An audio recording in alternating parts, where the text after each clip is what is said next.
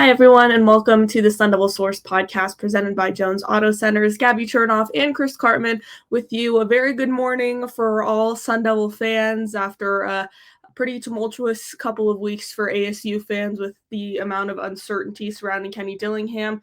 We broke this morning that he declined significant interest from Michigan for his candidacy for their head coaching position and signed a new contract to remain at Arizona State for many years to come. This has kind of been very long in the works, Chris, but you wrote a whole article detailing everything, got me very well versed on the situation to put out a video as well. So what all can you say just about the contract and about the details?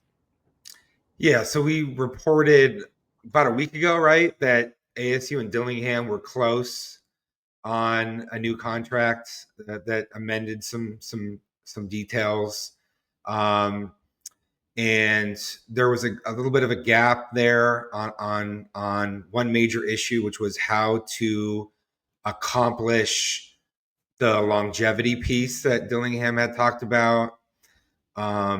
And this process went back and forth between Kenny Dillingham's representation and ASU's administration, led by Graham Rossetti, for since Arizona, really, a couple days after the Arizona game or the day after the Arizona game, and then when Michigan came into the market for a new head coach, that really ratcheted up a lot of the intensity around the situation, because Dillingham was very much a wish list candidate at Michigan, somewhere high on their board, by my understanding. And a lot of ASU fans were understandably very anxious about the situation. And ASU was able to resolve the differences that they had in such a way that Dillingham felt comfortable signing this new contract with ASU on Friday, either at or after a holiday party that ASU's athletic department had at Cold Beer and Cheeseburgers, which is one of their partners. And then this morning, Dillingham sent out a text to to a bunch of staff members, maybe his entire staff, and we learned about that pretty quickly, and then we're able to share the news that he had agreed to the new contract with ASU. And I mean, I think Sun Devil fans, as soon as they see this, kind of a breath of fresh air, a weight off the shoulders. It's definitely been looming over a lot of people's heads the past few weeks. And then just based on kind of comments that were coming up throughout that period when people were still unsure about everything, everyone was like, someone just needs to ask him. And people did ask him, do you have any interest in just putting fans' minds to rest? He said after the West Virginia game, I'm staying. And I think a lot of people maybe don't understand why he couldn't say, very decisively, oh, I'm not going anywhere. Like, I'm going to stay here or I'm leaving, because that kind of, he doesn't have much leverage either way if that's what he intends to do. So can you kind of explain that to people who are maybe just like, why can't he just say outright what he's going to do? Yeah, a lot of ASU fans just wanted him to allay their personal concerns about his status. But if you look at some of the comments that he's made recently about feeling like it's his responsibility to fight to get everything that he can to help improve his staffing and resources, such that they have a better chance of being successful, it would be undermining it to just come out publicly and say, yeah, I'm going to be back at ASU, because then the PR would shift to where he looks like he's a bad guy if he then flipped his mind and ended up going. And that, everybody knowing that in this equation, would make it harder for him to extract concessions from ASU, which is what has been going on for the last solid week, is a strong effort for Dillingham to get as much as what he was asking for in this new agreement. And this contract has been in talks. Kenny Dillingham and his agent have been negotiating with ASU since after the Territorial Cup, but things definitely started to ramp up after Sharon Moore got fired at Michigan. And I think the perception is that a lot of this started or was prompted because of that, but it started well before. So can you just kind of lay out how these negotiations unfolded and everything that kind of got us to this point? Well, even before the season ended, Dillingham had been a candidate or at least a target at some other schools. I know Florida was interested in talking to him for its opening. Penn State had interest in him. Auburn, a place where he previously coached. But Dillingham didn't want to have any conversations with any other schools during the season. He felt like that wouldn't be appropriate or what he felt like he didn't want to do. And so those schools made other hires. I think the Michigan situation was a little bit different because the season was over. An amended or an updated contract had already been presented to him, and they were talking about that and working through that when the Michigan interest came about. And Michigan is like that's a big time place. That's like a school at which success is much easier to achieve than at ASU, given pardon me, given the resources that exist at a place like Michigan. Like, that's a school that's going to pay top of the market for not only a head coach but assistant coaches. That's a school that's going to spend the maximum on revenue share. It's a school that has tremendous NIL support from its boosters, and it's just anchored at the top of the Big Ten every single year. So that's a tough thing, I think, for any coach to pass up, especially when it would also yield probably $4 or $5 million more in annual compensation, even for somebody who's a homegrown person like Kenny Dillingham, who aspired to have this be his dream job and coach at home for decades. It's not like you think necessarily when you're younger, I'm going to get an opportunity to coach at Michigan when I'm 35 years old. That's kind of a big deal. And I think had he pursued it earnestly, I think that he would have been a favorite to get that job. But the reality is he really wanted to be at ASU. We said that all along. He said it. That wasn't just like trying to make ASU fans feel good. Like, he genuinely wants to be at ASU, even to his own financial disadvantage in the short term, and even in the reality that ASU's NIL is not going to be the same as Michigan. ASU's prospects for being successful probably isn't as good as Michigan. And that's why Dillingham and his agent, Clint Dowdle, he reps a lot of prominent college football coaches and done a really good job, I think, in this negotiation, to be able to extract concessions from ASU to help Dillingham feel like he had the things. He talked about 3 specifically, but the things that he really wanted to be in place for him to feel confident in remaining at ASU. And especially over the course of the past few days, it's kind of been a roller coaster up and down of how everything's been getting done. But what enabled it to get done when it did and get reported this morning, bright and early, 6 a.m.? I tried my best to cover up my eye bag, so excuse my appearance to anybody watching in a video format. I'm home for the holidays, not used to being up this early, but Chris, you've been in talks with all your sources for quite some time now, and even this morning leading up to when we're recording this podcast. So everything got done, reported this morning. How do we get here? Yeah, well, you had a video ready and we had the whole story ready. So clearly, we were anticipating this development. I also sort of teased it with the vibes gif of the I Grinch. like the Grinch. It was very Christmas spirit. I like the Grinch gif on Christmassy. Twitter. It was intended to ease some of the concerns, anxiety that's out there with ASU fans. I heard that things were trending in a very positive direction yesterday. Look, ultimately, Dillingham felt like three things were really important. The university's commitment to help push its benefactors to resource NIL. Okay, a lot of people don't understand NIL. The school can't say, oh, we're going to give you X amount for NIL. And the reason is because all NIL deals are supposed to go through a clearinghouse type of a entity, the College Sports Commission, to determine fair market valuation. So you can't say how much money you're getting in NIL before the NIL even goes through an approval process. And that's not even allowed because it's supposed to be about fair market valuation. There's some schools and some reporting that's been out there with other schools about how much NIL has been guaranteed to places.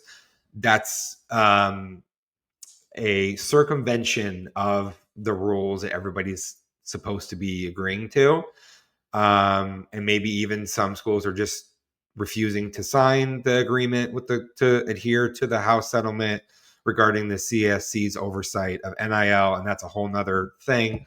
But ASU is coming off of an NCAA investigation that led to pretty significant ramifications and is going to try to do everything by the book. But the reality is that ASU's president, Michael Crow, committed to Dillingham to push the university's benefactors, people who give a lot of money, to help support NIL in a way that is likely to significantly increase the NIL on ASU's roster, perhaps even as much as double.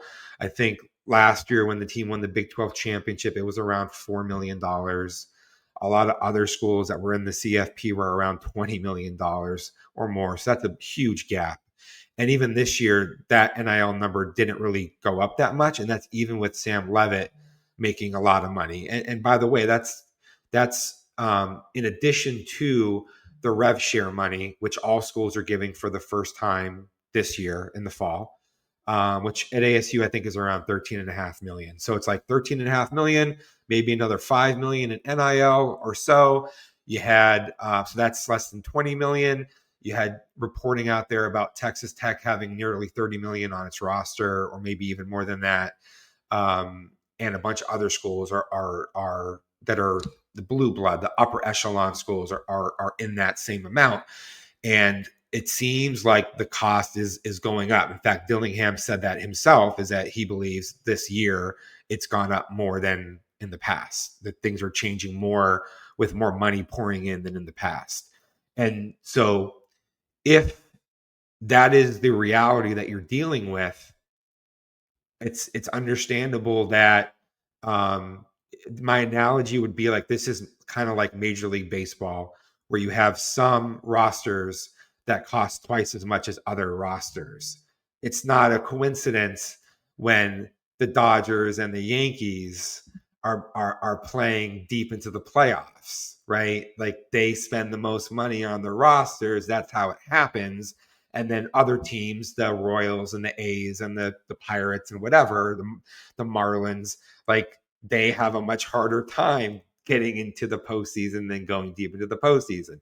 If you're Kenny Dillingham, do you want to be coaching the equivalent of the Marlins or the Pirates or the Royals when you could be coaching the Dodgers or the Yankees? Not really. And Mm-mm. and not when you're making a lot less money than you could, right? So trying to get the commitment to get the university to push NIL, super important. Okay, but here's the next part of the equation. That is very difficult because it's not going to be contractual. And let's say that ASU had a bad season and then the NIL average around the country went up a lot. Well, conceivably, Michael Crow could have said, this NIL thing, I don't like it anymore. I don't want to do this anymore. And he could have said, or maybe some of the people that were contributing to NIL or planning to said, I don't want to do this anymore. Or I might not give money to the university anymore. Okay, well then if NIL support erodes, then Dillingham could have losing seasons because you don't have as much money spent on your roster, which then means you can't get a really good other job because you're not doing as well. And his contract that was already in place, which was a good job by Graham Rossini and ASU's administration to circumvent a Arizona state law that prevents contracts of more than 5 years in comparison to a lot of other schools that have 7 or 8 year contracts. Okay. They created this mechanism in his deal, most recent deal that was signed and ratified by the Board of Regents in January. The mechanism is a 5 year contract, but an additional year automatically added any time that his team wins 6 games, up to 5 more years. So that made it like plausibly up to a 10-year deal if he has a 500 or better season every year. Okay.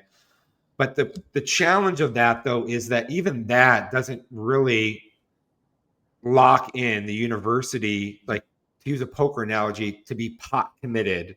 It doesn't lock in the university's commitment to help resource NIL, because if Dillingham has a losing season, he doesn't get a rollover, then NIL dries up, then another losing season, you don't get a rollover, and then you have 3 years left on your contract, and then you can be fired, and they owe you 3 years. Plus, you have a duty to mitigate, like you got to go try to get another job anyways.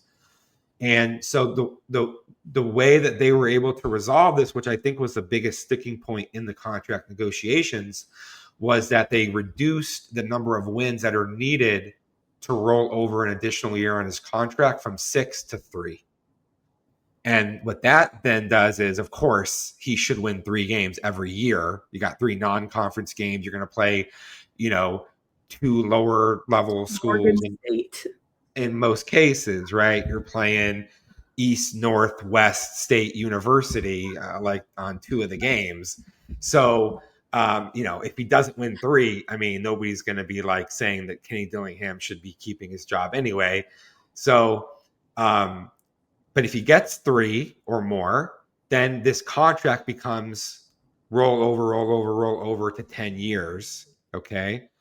And he could be fired, but he would be owed the duration with, though, still offset language. Now, the other thing that ASU was able to get is a higher buyout. I heard it's doubling. It was like $5 million. So in the event, doubling to like maybe 10 million or maybe 9 or 10 million is kind of the numbers that I heard. So in the event that Kenny Dillingham were to leave ASU, he would owe ASU that amount of money. And so the idea is to make it expensive to fire him and expensive for him to leave ASU in a way that then forces the commitment in NIL, because withdrawing the commitment with NIL would lead to losing seasons, but he would still have many years on his contract that would be owed to him were he to be fired, not for cause. Makes sense? So that I think was the toughest piece of this. And that was the longevity thing that he talked about somewhat cryptically. And then the other thing, which I think was easier to resolve, was he really lobbied to get more staffing compensation. And the staffing pool is going up from 9.3 million to 11 million. It's a $1.7 million raise that he gets to allocate how he decides to. So he can put that money toward a general manager who might make $1 million or less than $1 million. He could continue in the role of serving as like a dual head coach, general manager. He could elevate one of his staffers to general manager and pay him more money. He could, and he probably will, divide the 1.7 or part of the 1.7 among his coaches to try to give everybody some sort of a raise. And he's also getting a raise himself, but it's like a few $100,000. It's like that wasn't in any way a significant thing that was a sticking point in the negotiations. Well, those are the 3 things. I mean, you asked Kenny Dillingham about it earlier this week that he was kind of a stickler on, and he said those are the 3 vital things that he alluded to that he was pushing for and that were important to important to him in order to be able to sustain long-term success. We're going to talk about how or what long-term success can look like for ASU in the future, but I just want to touch on a quick point you kind of made earlier in your spiel there about Michael Crow and the commitment to NIL. Michael Crow been the university president for a while, but a lot of his accomplishments that he's well known for, has received praise for, regard in more of the academic side of where he's developed the university. He was responsible for the new medical campus that's coming to ASU. He was responsible for really developing the downtown Phoenix campus. Shout out downtown Phoenix campus. And the consensus from a lot of the students is that he's trying to kind of take the party school mantra or reputation out of ASU, which much to the chagrin, I might add, to a lot of the students.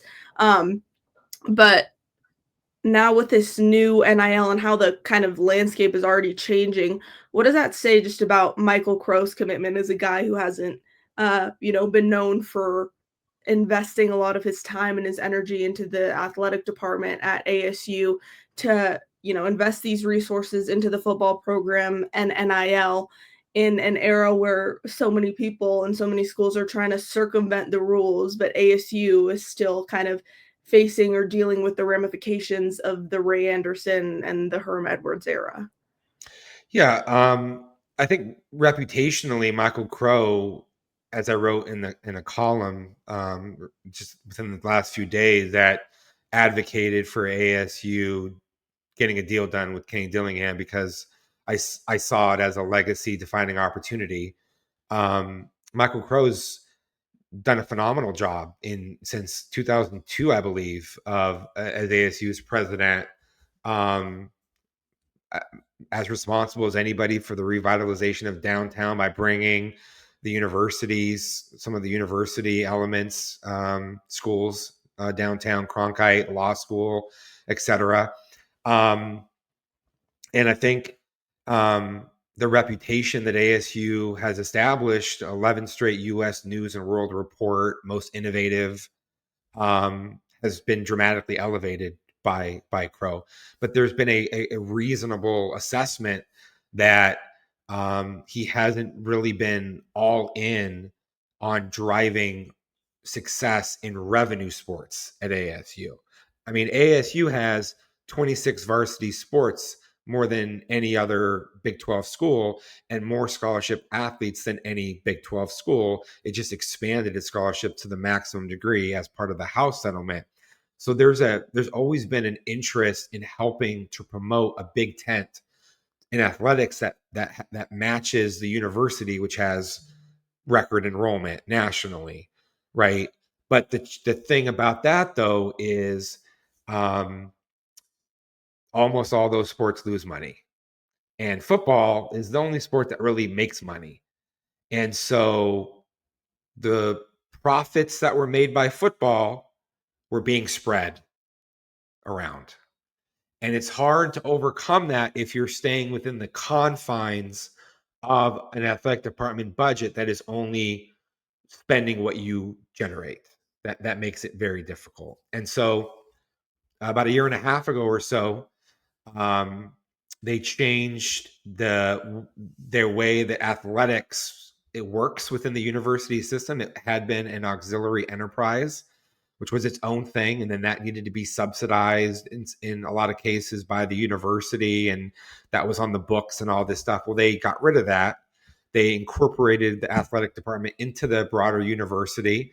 That made it easier to get financing terms and to deal with their capital projects, the infrastructure, the buildings, not having redundant costs or being in a separate thing makes it a lot easier for them, and it lowers the athletics based spending, if you will, right? So, but I think ultimately Crow's 70 years old, and I think he had to make a decision about whether or not he wanted his legacy as he's getting ready to end his career in the next several years, if he wanted his legacy to include that all of the coaches in football, baseball, and basketball during his tenure have been fired or resigned at ASU until now. And we're going to see what happens with Dillingham and Bobby Hurley and Willie Bloomquist, right? I mean, Bobby Hurley was in a dire situation and he's done better right now. Dillingham's obviously been doing quite well and they're trying to extend him and lock him up. I just think that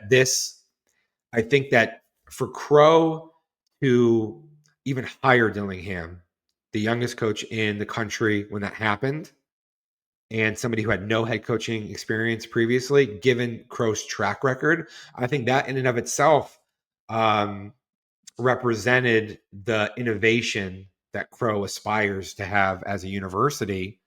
And now I think that it was almost to come to this agreement to find a workaround to the 5-year Arizona contract maximum that is easily attainable and give Dillingham the longevity. I think that is an innovative move that is like an illustration that he really is committed to helping support athletics. I mean, that this is a university with a $5 billion revenue annually. And some people will disagree about a state school and its subsidization of athletics. But I think that when you have a lot of people in and around your athletics complex for games, you're selling out every game, you're trying to get your Novus corridor built up, right, to generate revenue from those buildings and restaurants and everything. Athletic success, and especially football, is very prominent in your ability to accomplish all those things. And I think that perhaps Crow came to understand and realize that Kenny Dillingham is somebody who has immense amount of forward thinking, big picture concepts of what is possible and how to try to accomplish it at ASU. And I think that is what led to Crow acquiescing to really a lot of what Kenny Dillingham and his agent Clint Dowdle had been pursuing. Well, number one in innovation, 11 years running, and this move is no different for Michael Crow, Graham Rossini, and Arizona State. We're going to hear a quick word from our presenting sponsor, Jones Auto Centers, and then we'll get into what this contract means for the long-term future of ASU football and Kenny Dillingham at the helm. For over 60 years, the Glenn Jones name has been recognized for integrity and honesty. And the Jones Auto Centers in Wickenburg. Jones Ford Verde Valley. Take a nice country drive out to Buckeye. When you're talking about Arizona's best, you're talking about the Jones Auto Group. It's quick, fast, strong. I want to invite you to visit our new facility in Casa Grande and enjoy our country-style way of doing business. We're the Joneses. Welcome back to the Sun Devil Source podcast presented by, as you just heard, Jones Auto Centers, Gabby Chernoff and Chris Cartman breaking down everything about Kenny Dillingham's new contract. We just had a pretty in-depth discussion about NIL. Kenny Dillingham after West Virginia, that was kind of another period before that game where fans were curious as to what was going to happen with Dillingham and his future, whether it be at ASU or not. That's when he outright said, I was never leaving. And he expressed that, he was saying it at that time after fans and people in media had been questioning it for a while, that it was because he felt confident with the discussions he was having with ASU's leadership regarding the resources that he was able to get in order to sustain kind of the same thing that came up with this new contract, that being the longevity part of it and resources to sustain long-term success. Yeah. Look, I think everybody kind of understood that, and maybe it took some convincing, but they came to an understanding that we're in an era where you need to spend money to have success. Revenue share is just one part of that. Texas Tech, best team in the Big 12 this year, largely because Cody Campbell, a billionaire who was a former player at the school, who made his money in oil and gas, he and other very rich, wealthy people decided that they saw an opportunity to build a super team. Nothing was stopping them. So that's what they did. They went out and they got a couple of the best defensive ends from around the country. They already had one of the best linebackers. They put some other talented pieces together with their line play, their skill positions on both sides. And then ASU beat Texas Tech, of course, this year. Texas Tech backup quarterback was playing in the game. That may have played a factor in it. But otherwise, I think Texas Tech can compete with anybody in the country in the college football playoff. I'm looking forward to seeing what happens in some of these games. But if you're Dillingham and you see, oh, Texas Tech, that's a more talented roster than my roster. And BYU, Kalani Sitake's got a big raise and a reported substantial commitment in NIL. Now it's like you got to keep up with the Joneses. That's literally what Kenny Dillingham said. Like, this is what he called it an arms race. He said you got to keep up with the Joneses. Well, you need to make the university understand that if your NIL spend is half or less than half of some of these other schools in your conference, and your rev share is the same or maybe a little bit less, that makes it really hard to match what they're doing. And I think everybody kind of understands that now. And so the commitment is there because ASU is going to owe Dillingham a huge chunk of money were it to fire him in 2 or 3 or 4 years. And rather than fire him, it's better to just keep pushing everyone to give money to NIL. And that, I think, is a very confidence-inspiring thing when coupled with the assistant coaching salary pool being raised significantly, and just the way that I think the Valley has been activated by Dillingham. It's like ASU put out, ASU said that it sold out the whole season for the first time ever. Certainly the first time since anybody's been tracking that, which would go back to the 60s or the 70s. And there's a lot more interest, right? Like, our message board is insane compared to what it used to be. We're at our peaks, like in everything: traffic, subscribers, revenue. That matches what's going on in the community. There's a lot of NIL support that's been out there, but this is really an effort to just put that on steroids with people who are high net worth individuals who primarily have given money to the university, had their names put on buildings, things of that nature, but maybe they haven't given much or anything to athletics. And now Dr. Crow is going to be encouraging that directly in a way that will lead, I think, to an influx of resources that can go toward roster building efforts. And again, NIL is not the school giving money or committing a certain amount of money. It is purely a strategy and an effort to make sure that everybody understands among the major donors to the university how important that this is and that this is a priority. Well, for BYU, the CEO and founder of Crumble Cookies is a big donor to the program, and he reportedly donated a lot of the money to keep Kalani Sitake around when he was in talks for the Penn State job. So maybe ASU needs a cookie connoisseur of its own to start pumping some money into the program. But this Those obviously, Crumble cookies are pretty good. They are actually. I just went there yesterday, and every time I see Crumble now, I'm like, oh, the owner of that guy is donor to BYU. Well, look, this is the way that it is. I mean, a lot of schools have billionaires who went there, and like, for everyone in the real world, $1 million is an immense amount of money, or $10 million is an unimaginable amount of money.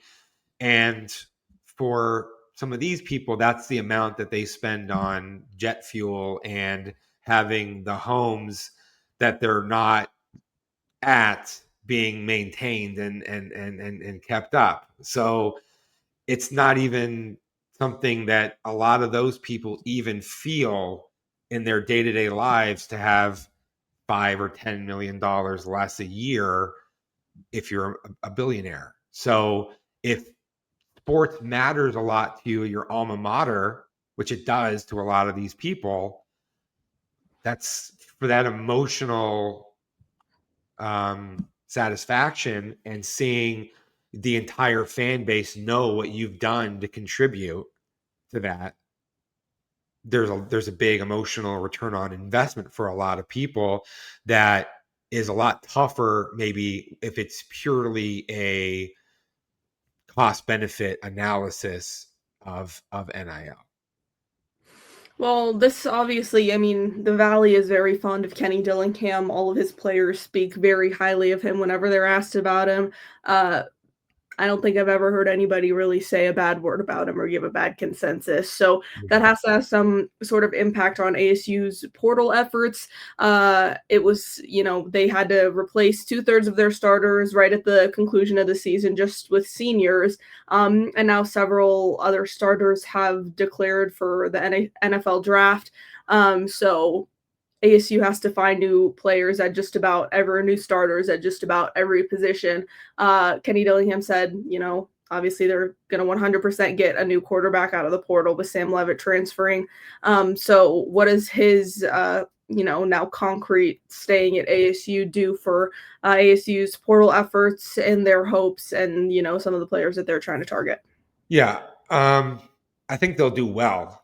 I don't, it's hard to say. I think partly it will depend on how much of this commitment and that's been made to try to push resources to NIL, how much of that is delivered in a way that allows the staff to go out there and really aggressively recruit and have the Sun Angel Collective be a part of the NIL component, or other business owners that do direct deals and things of that nature. But I anticipate, put it this way, Dillingham would not stay at ASU when he could have aggressively pursued and had a very good chance to get a Michigan job or another one of these other jobs that I mentioned, unless he felt like ASU would be competitive financially with its roster spend. So, what is that number? I think it's kind of hard to say. It's probably at least in the low 20 something million range.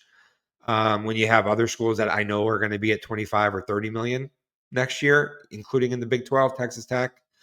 It might be 8 to 10 million in NIL, which is really doubling the number from this year. And a lot of players out there they're making decisions based upon how much money that they're going to be able to get in certain places. Like, that matters a lot now. And ASU is a place where a lot of people would like to live, all things being equal or reasonably similar. And the opportunity to come start at ASU, where, as you said correctly, they're going to need to replace a ton of their starters, that can be a very attractive thing for a coach who has such a great rep with players and all of the other advantages of being in the Valley. So I'm anticipating that they're going to have a good haul in the portal. They need to get a quarterback who's going to be able to start right away. We've talked about this on the podcast several times. They have really only Cam Dyer and Butter Tollefson and Jake Fetty. That's true freshmen and an incoming freshman.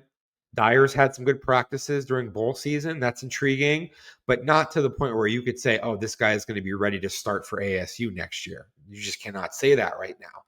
And that's why you need to go out if you're ASU and get one, if not two quarterbacks. You're going to need to spend a good amount of money. Like, the top of the market's probably $4 million. That's a Sam Levitt type of a number, maybe a little bit more, 4.5. but you probably can get a very good quarterback for half of that amount of money, 2 million, 1.5, 2 million, something like that. I think Levitt between NIL and revenue share was making around 1.9 to $2 million this year. So they're going to have to do that. They're going to have to get hit at wide receiver. That's a position where they're losing Jordan Tyson and Malik McClain, and they already were not very good at wide receiver this year relative to other positions and other teams. So they're going to need to replace all 4 of their top defensive ends. They got 2 linebacker starters departing. They got Keith Abney going to the draft. They got Xavier Alford going to the draft. Okay, well, that's a lot of money that we're starting to see dollar signs going through the minds of people, because all of these starters are making 6 figures. You're not getting any starters who are good and established for like 60 grand or something like that. Like, nope, not when these teams are spending 20 something million dollars on rosters. So there's going to be, I don't know, 20 players that ASU is going to have to go get, or more than that. And that's going to cost many millions of dollars between revenue share and NIL. And so the portal opens January 2nd. A lot of quarterbacks have already announced their intention to enter. That's good. That builds up a big pool of quarterbacks, which makes it probably less expensive to be able to acquire someone that coaches feel good about. And even Raleek Brown going to the draft. They may need to go get a running back now that you didn't have to before. So there's a lot of work to be done. And I guess the whole point of this is to say that people who have been following our coverage quite extensively and hanging on, all these daily news cycles of what's happening, there's going to be a lot more of that you're going to need to be following here over the next several weeks. I would say through mid-January, when most of these players are going to be committing, announcing, enrolling, and then what that means from a roster evaluation and player evaluation standpoint. By the way, I write evaluations on all these guys and position overviews and everything. If you're a member at Sun Devil Source, you can watch our podcast, but if you want a much more immersive experience into all these things, that's where you really need to be. I was really happy to see a whole bunch of people complimenting what it's like to be a member in the sanctuary on social media, as a lot of these things were unfolding yesterday and in the last week. Yes, it's always nice to hear from the subscribers. And just like with Kenny Dillingham, the general consensus is sanctuary, good. Not a lot of bad things said about it, so that's the place to be. So get in there if you're not yet. But you alluded to your column earlier that you wrote, Chris, saying this really is that big of a deal. It's kind of the foundation, the starting point for everything, all the craziness that's to come in the next few weeks, maybe even the next few months. So we'll keep you updated, of course, on the Devil Sanctuary and on Sun Devil Source on all of our social media platforms. You can follow us on Instagram. We have a TikTok, Twitter. I think you're on Blue Sky, right, Chris? Sort of. I should post more on Blue Sky, but yeah, I am on there. We even have a Facebook, which I guess has this almost the same amount of followers as our Twitter account, which is kind of got 20-something thousand followers on Facebook, 30 on X. What do we have? Around 10,000 on Instagram and TikTok, roughly, give or take. Yeah, we're almost at 10K on Instagram, so go follow the Instagram. Hit the Instagram. Yeah. So we're trying to spread the information to whatever platforms you're on. But again, there's nothing like the rush of being in the sanctuary. I think people who are in there understand it. Literally, Gabby, just on the Dillingham, Michigan rumors stuff, there were 3,000 posts this week. So it boggles my mind when I look on there too, because I'll see when fans were lobbying all their support, flooding inboxes of Rossini and of Crow. That thread had last I looked, 12 pages, probably even more now. And then I look at some of these members and it says member for like 300 something months. And I'm like, I'm Yeah, like, I don't even know how long that is. It's crazy to me. And it's a really great community that I quite enjoy kind of yeah. scrolling through. And I, it's a good place to be. I'm looking at it right now. There's 3,850 posts in the last 8 days on the Kenny to Michigan rumor mega thread with 240,000 views, just one message board thread. I started another thread less than like 20 hours ago. It got 700 views, and there's a whole bunch more. Like we even have a volleyball thread with 800 posts on the board. So there's just nothing like this in terms of the volume or the level of the elevated conversation that we have there, because it's such an informed audience. Because a lot of the things that we talk about here, we just have a much more engaged, ongoing, dynamic conversation about, where I'm answering questions and giving tidbits and a lot more things before it ever pops up on our YouTube channel or whatever. So yeah. Well, it's the place to be. If you're an ASU fan, go hang out over there with other ASU fans. You can talk all you want about Sun Devil athletics with people who love it just as much as you do. That's all we have for today's podcast. We hope this was very informative. On top of everything, Chris, you wrote an article. You've posted more details on Twitter as well. There's video. There's a bunch of stuff, and if you get on the message board, there's probably a lot more on there from all the fans and all the sentiments that are going on. So we thank you for watching. We'll keep you updated, of course, with everything going on with Sun Devil football, Sun Devil athletics. And until next time, this has been the Sun Devil Source podcast presented by Jones Auto Centers. We'll see you in the next one.